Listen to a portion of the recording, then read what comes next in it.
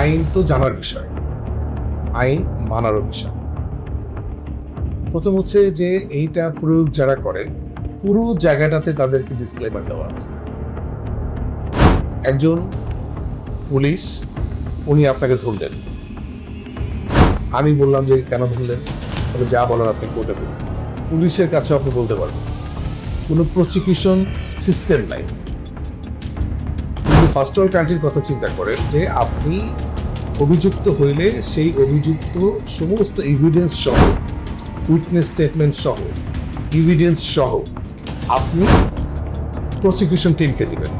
Prosecution team যাচাই বাছাই করে তারা সিদ্ধান্ত নেবে যে এটা আমলযোগ্য কি আমলযোগ্য না। তো এই ধরনের কোনো বিষয়ে এখানে কিন্তু আমার যে আইন কিছু নাই, আর যেটা আছে সেটা দোষী। কারণ ওইটা দিয়ে তো আমার পারপাস সার্ভ হচ্ছে না, জনগণের পারপাস কোনো সার্ভ হচ্ছে না। আমার তো মিনিমাম, আপনি জানেন যে আমরা কোনো না কোনো ভাবে এই আইনের বেড়াজারে আড়ষ্ট, আমরা বিপন্ন, আমরা বিধ্বস্ত।